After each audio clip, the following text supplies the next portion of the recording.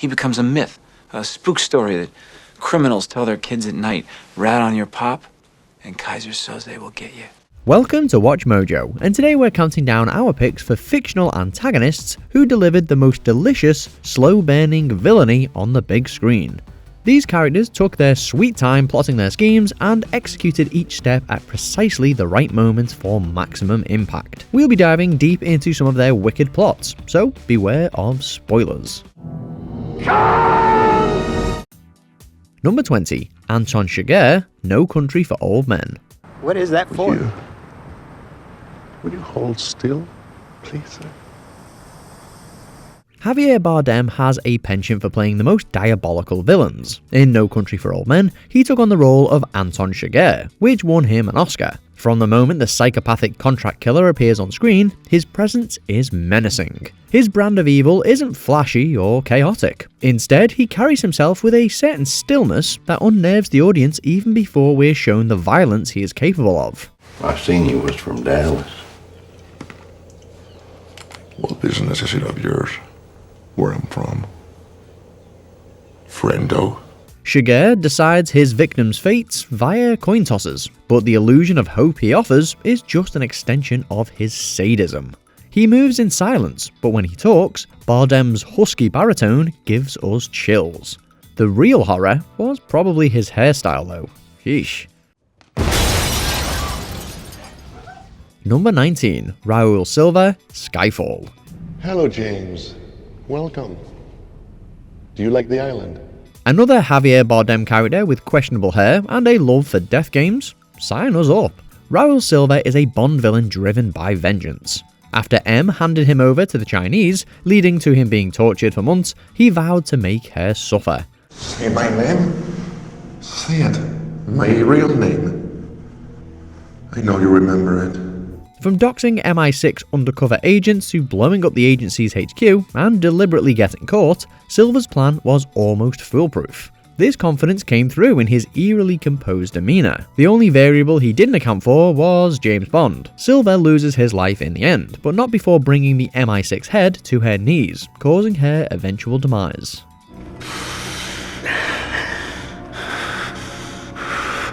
Number 18. Aaron Stampler, Primal Fear.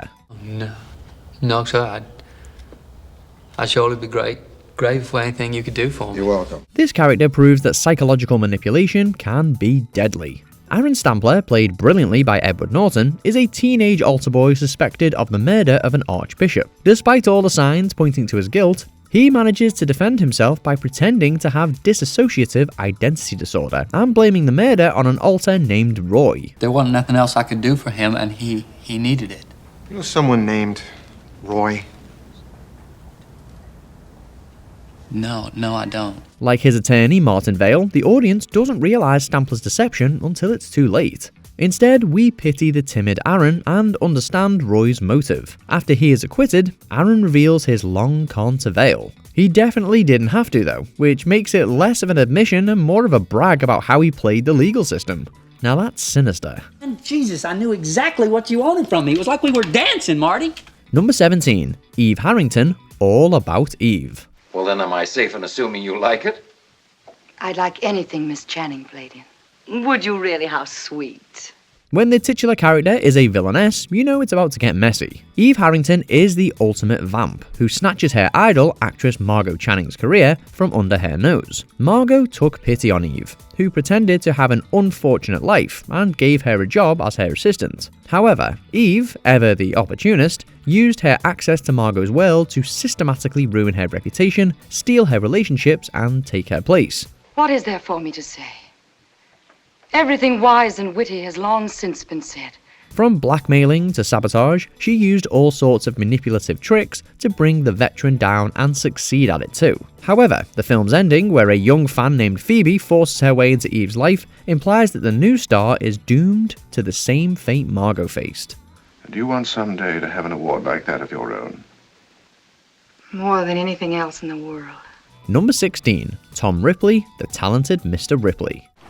Or say we split the rent on a house, and I could get a job. Or better still, if I got a place in Rome, and then when we're there, we could be there, and then when we're here, we could be here. I don't think so.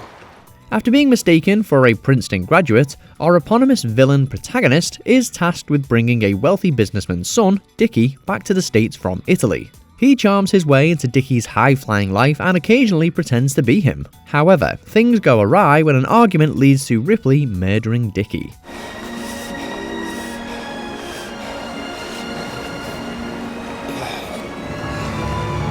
To avoid getting caught, he ends up killing Dickie's friend, Freddy, too. He convinces the police that Dickie is to blame for Freddy's death and walks away with hush money. Ready for a fresh start, he heads to Greece with Peter, the only man he seemed to share a genuine connection with. Unfortunately, when Peter confronts him about his deception, he kills him too, preserving his facade with blood on his hands. Good things about Tom Ripley. That could take me some time. Number 15. Adelaide Wilson, Us. Everything's gonna be like it was before.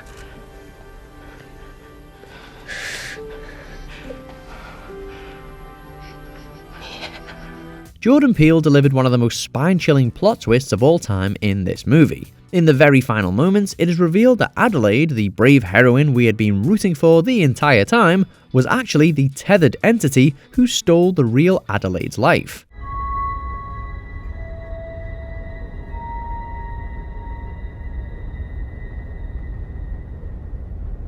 Fan theories suggest she repressed her memories of the underground and believed herself to be the real Adelaide until her fight with Red.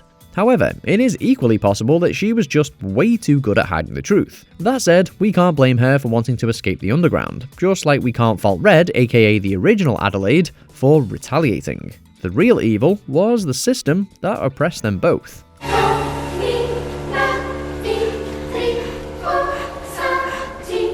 Number 14. Max Cady, Cape Fear. Counselor. Robert De Niro's portrayal of this fiend earned him an Oscar nod. After serving a 14-year sentence for the indecent assault of a minor, Max Cady comes out of prison. His trial was sabotaged by his own public defender, Sam Bowden, and so, for years, he plotted his downfall. Once released, Cady put his plan into motion. First, he instilled fear in the Bowdens. Then, he seduced Sam's young daughter, Danny, and tried to get him disbarred when he lashed out. And remember, Danielle, you can use all those fears to draw upon and learn. Finally, in the most sadistic move, he attempted to sexually assault Sam's wife and daughter in front of him. Cady's relentless obsession turned his very existence into an inescapable threat. So, when he finally perished, it wasn't just satisfying, but cathartic.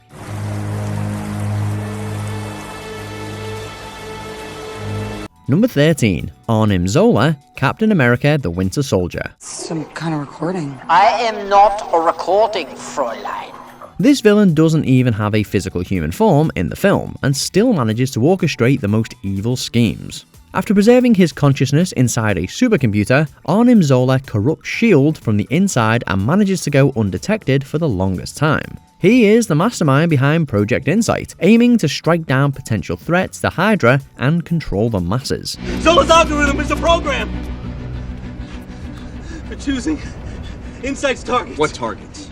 To achieve this, he has S.H.I.E.L.D. Secretary Alexander Pierce do his bidding as Hydra's secret leader. If that wasn't enough, Zola experimented on Bucky Barnes, subjected him to psychological abuse, and turned him into the Winter Soldier before pitting him against his best friend, Captain America. He's soulless. Literally. I am afraid I have been stalling, Captain. Number 12. John Doe, Seven. It's more comfortable for you to label me insane. It's very comfortable. It's not something I would expect you to accept. This David Fincher classic has one of the most cunning villains ever. John Doe is a serial killer with a god complex, who thinks he's making the world a better place by exposing sinners. His unsuspecting victims are those he considers to be embodiments of the 7 deadly sins. He manipulates them into enacting their apparent sins before delivering wicked punishments as moral lessons. Despite his numerous crimes, he cleverly evades arrest while luring detectives David Mills and William Somerset into his game. Ultimately, he turns himself in, only to reveal that he killed Mills' wife out of envy. Do you hear me, detective? I'm trying to tell you how much I admire you. And your pretty wife. Grief consumes the younger detective, much to Doe's pleasure. Unable to control his wrath, Mills shoots the killer. Despite his death, John's twisted mission is complete.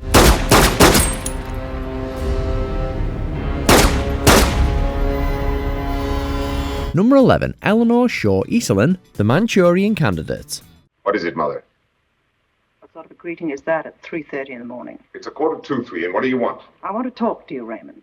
This political thriller owes a lot of its success to Angela Lansbury's phenomenal performance as the main antagonist. Her character is a secret agent working with the communists. She's a master manipulator who'll do whatever it takes to make her husband, John Iselin, president, so that he can control the American government from the shadows.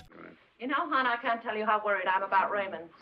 Raymond? What Raymond? Raymond Shaw, my son, your stepson. Her son, Raymond Shaw, becomes her pawn in this game, as he's brainwashed and turned into an assassin, who can be triggered to kill, but remains unaware of his crimes. She bends Raymond to her will, commanding him to murder her enemies. Under her influence, he ends up killing the love of his life, Jocelyn, too. Ultimately, Raymond turns on Eleanor, ending her covert reign of terror for good. Couldn't have stopped them. The army couldn't have stopped them. So I had to. That's why I didn't go. Number 10. Jigsaw Saw. Hello, Amanda. You don't know me, but I know you. Few villain reveals in horror movie history have as much of a visceral impact on the audience as the one in this film. In Saw, a terminally ill man, John Kramer, is the evil mastermind Jigsaw who engineers deadly games to test his victims' survival instincts. While he doesn't physically kill them himself, he forces them to make life or death decisions, preying on their fear and desperation. He doesn't want us to cut through our chains. He wants us to cut through our feet. In one such test, two men, Adam and Lawrence, are held captive in a closed room with a supposed corpse on the floor, who is later revealed to be Jigsaw. Without ever lifting a finger, he tortures the men psychologically, exposes their moral failings, and forces them to turn on each other. The deviousness here was next level. Game over. Number 9. Asami Yamazaki, Audition.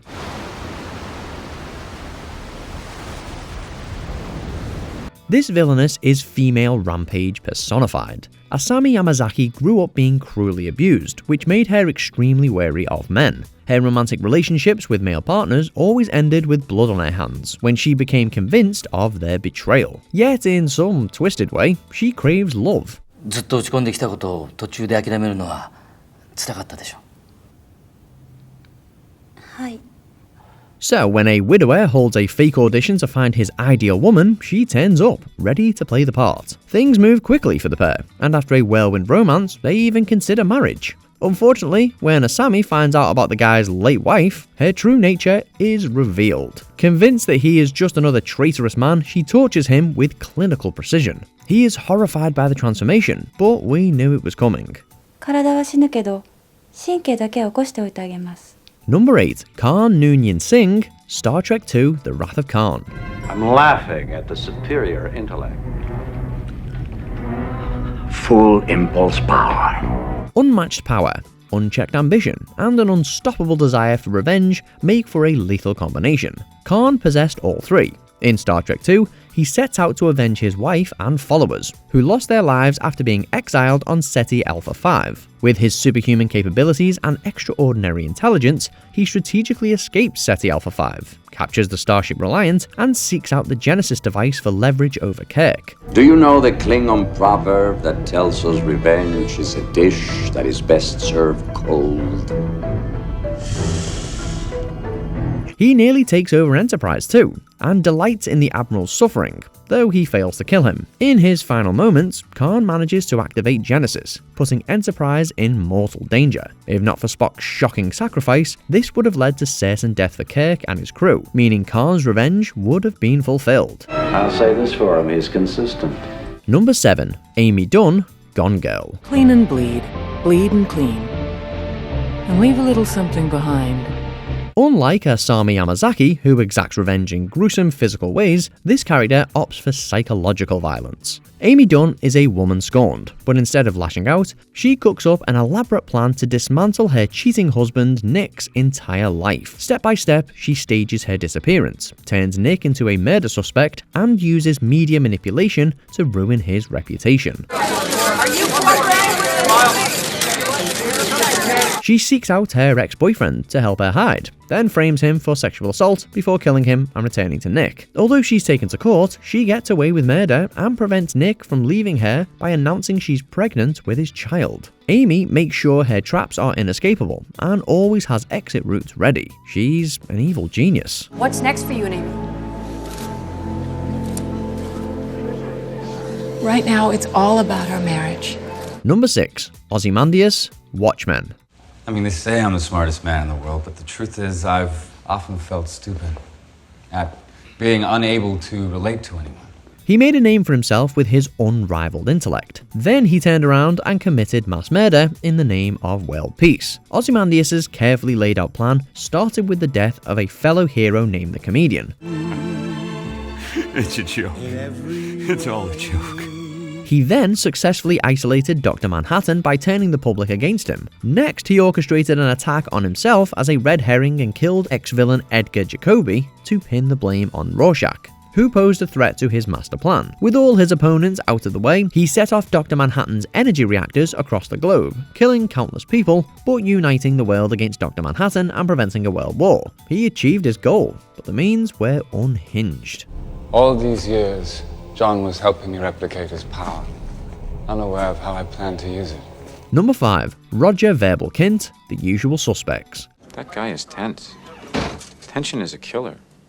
No conversation about the greatest movie villains would be complete without this character. At first glance, Kint is a small fry in the dark criminal underworld. He appears unassuming, and his visible disability elicits sympathy. After surviving a massacre, he is interrogated by the police and tells them of the mysterious kingpin Kaiser Söze, linking him to crimes Kint had been involved in. You saw Kaiser Söze, you told the DA you didn't know who it was. I know there was dope on that boat. Stop stalling, Verbal. I'm not stalling. You know what I'm getting at. Get out of my face. Only after he is bailed out do the authorities realize that Kint was spinning tales out of thin air. Outside, Kint's entire demeanor changes, and a police sketch seems to confirm his real identity as Kaiser.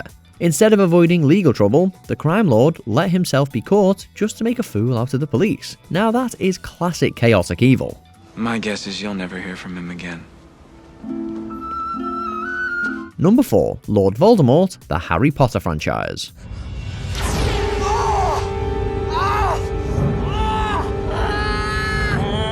The evil of He Who Must Not Be Named is so pervasive that it takes the HP franchise's titular protagonist 8 movies to defeat him. After being abandoned as a child, Tom Riddle grew up exhibiting psychopathic tendencies and extreme megalomania.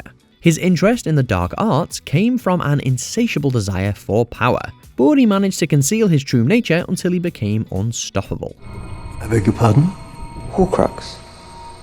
I came across the term while reading, and I didn't fully understand it. He plotted for decades, splitting his soul into Horcruxes to attain immortality, and built an elaborate network of followers ready to do his bidding. His divide and conquer tactics weaken the wizarding world from within, aiding his pursuit of totalitarian control. Although Lord Voldemort ultimately fails, the destruction he causes is immeasurable. Number 3. Lee Woo-jin, Oldboy.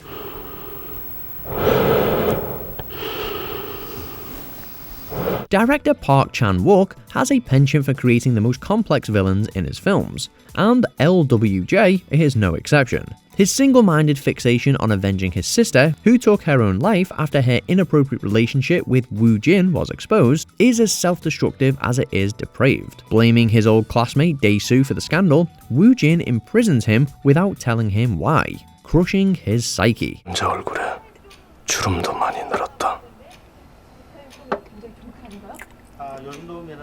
Dae-soo is then falsely implicated in his wife's murder and released after 15 years. However, Woo-jin's control persists, as he hypnotizes Dae-soo into falling in love with his daughter. This revelation devastates Dae-soo, and Woo-jin believes he has succeeded in his revenge. However, realizing that he'll never be at peace, the mastermind ends his life. Talk about a twisted tragedy. Number 2. Hannibal Lecter, The Silence of the Lambs. Good morning. Sir Anthony Hopkins' Oscar-winning turn as the man-eating criminal mastermind spawned an entire franchise. His version of Hannibal, with his piercing gaze, eerie charisma, and razor-sharp intellect, remains unbeatable on screen. The OG Dr. Lecter boasts an effortless elegance, which veils his savagery like a blade sheathed in velvet. He deconstructs Clarice Starling's mind to test her worth, forcing her to confront her trauma and emerge stronger. After your father's murder, you were orphaned. You were 10 years old. You went to live with cousins on a sheep and horse ranch in Montana. Their intellectual bond brings out Clarice's true potential, but in reality, Hannibal had hoped to create an accomplice out of her, who'd help him evade arrest after his grand escape. The ending makes it clear though, that Starling is no lamb, not anymore, and she won't be catering to the Doctor's whims. You still wake up sometimes, don't you? You wake up in the dark and hear the screaming of the lamb. Before we continue, be sure to subscribe to our channel and ring the bell to get notified about our latest videos. You have the option to be notified for occasional videos or all of them. If you're on your phone, make sure you go into your settings and switch on notifications. Number 1. Palpatine, Star Wars Episode 3, Revenge of the Sith. Are you going to kill me? I would certainly like to. I know you would. I can feel your anger. In this film, the Supreme Chancellor of the Galactic Republic, having orchestrated the Clone Wars, turns his attention to Anakin Skywalker. By exploiting the Jedi Knight's fear of losing his wife Padme, the Sith Lord lures him to the dark side of the Force, claiming it could be life-saving for her. As Anakin's desperation grows, so does Palpatine's psychological grip on him, until he rejects the Jedi Order and becomes Darth Vader. Henceforth, you shall be known as Darth Vader. Under Palpatine's command, he carries out a massacre in the Jedi Temple, sparing not even the younglings. While Anakin falls from grace, Darth Sidious rises in power as the Emperor of the Galaxy, living up to his name. It seems in your anger, you killed her. So, which movie villain do you think is the most underrated? Tell us in the comments.